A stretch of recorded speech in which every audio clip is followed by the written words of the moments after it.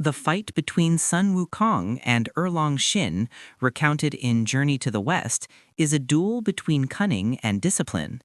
Wukong, the Monkey King, challenges heaven with the staff Ruyi Jingu Bang, running clouds, and the 72 transformations. The Jade Emperor summons Erlong, a warrior god with a third eye, capable of seeing the true form behind any disguise, accompanied by the heavenly dog. The combat begins with exchanges of blows and aerial acrobatics, leaps into chases down mountains and into the sea, and turns into a war of metamorphoses. Bird becomes fish, temple becomes tiger, leaf becomes spear. Whenever Wukong tries to disappear, the third eye burns, cutting through the illusion and pursuing him. At the climax, as the monkey tries to escape, Lao Zi intervenes and throws the diamond ring, stunning him. Erlong dominates, and Wukong is thrown into the furnace of the 8 trigrams. Instead of perishing, he resurfaces with eyes of fire marked by smoke and sharper vision.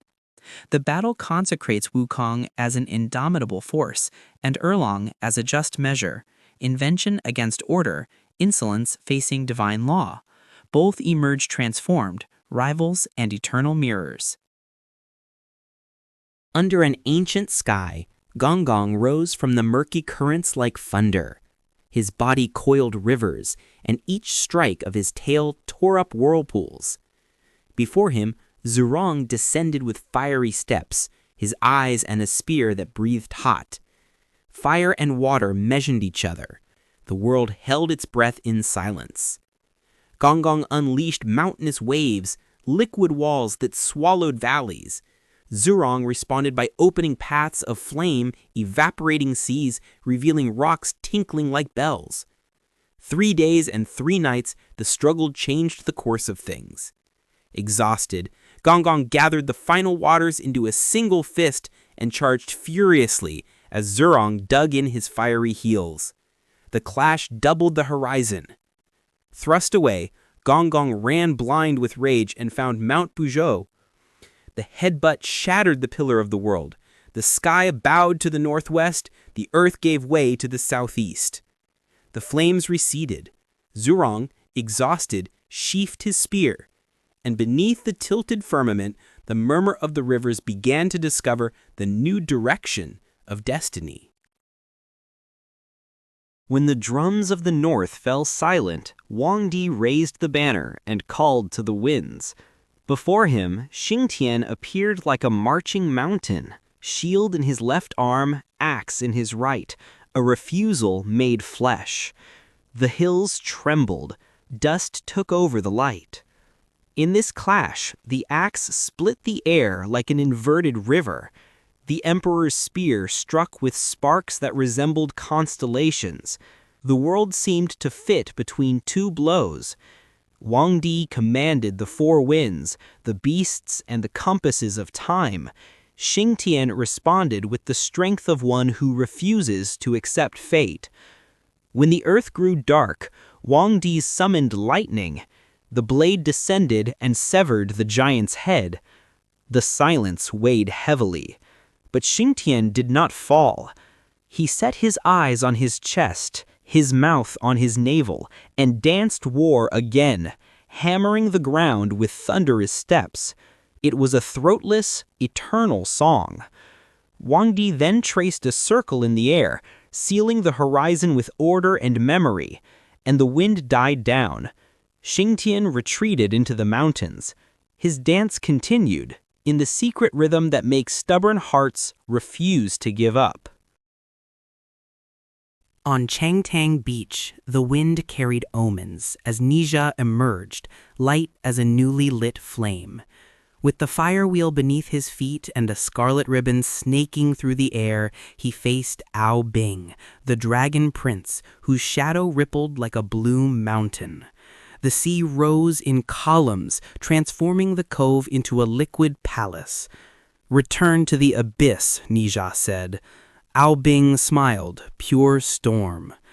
The water surged forward like an army. Nezha responded with fiery circles that sealed the waves. Spear in hand, he spun, slicing scales and thunder. Aobing, wounded in his pride, summoned black rain and binding chains. Nezha tore the bonds with the cosmic ring, opening a halo. The beach glowed. Fish leaped like fleeing stars. At its peak, Aobing assumed his true form, a colossal dragon, crown of coral and eyes of ice. Nezha, small against the sky, planted his feet on the flaming disk and advanced. The impact dissolved clouds. The sea receded, revealing shells and secrets. Exhausted, the prince fell. Nezha silenced the wheel, bowed his head, and returned to the ocean only what belonged to him: respect, justice, and peace.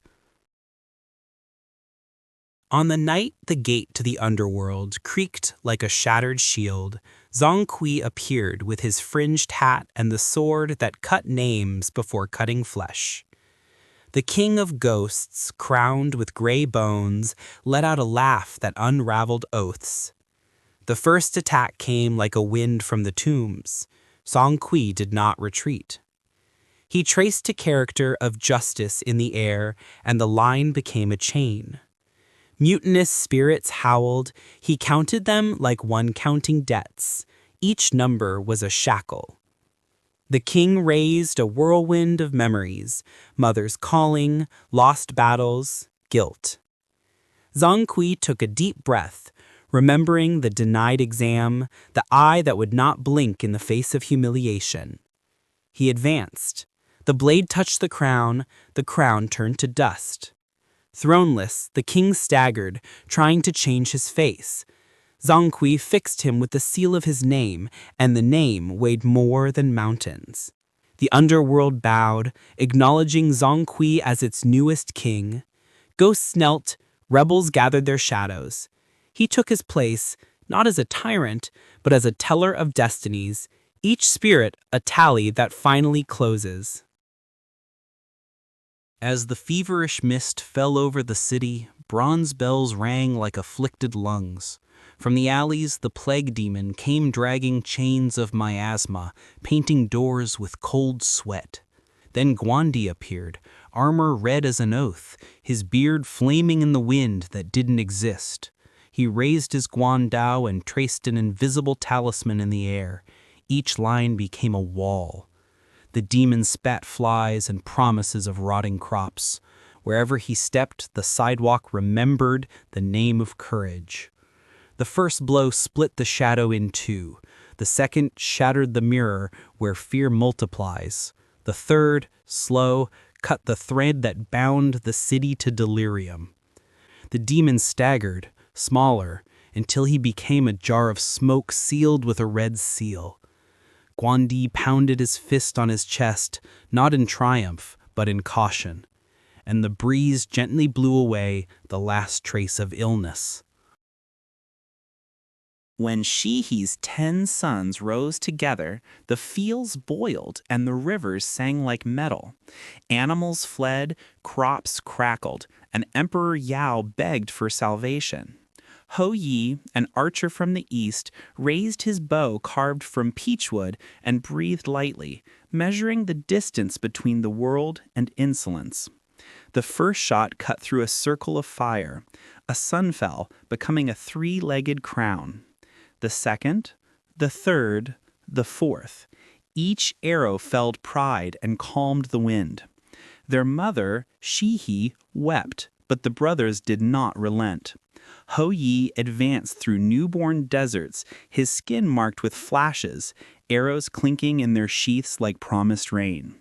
The last sun resumed its daily route, serene, and humanity learned to measure hours, plant seasons, and give thanks for the interval between fire and darkness. Under the sky cracked after the flood, Nuwa walked among submerged villages and heard the cries of those who remained.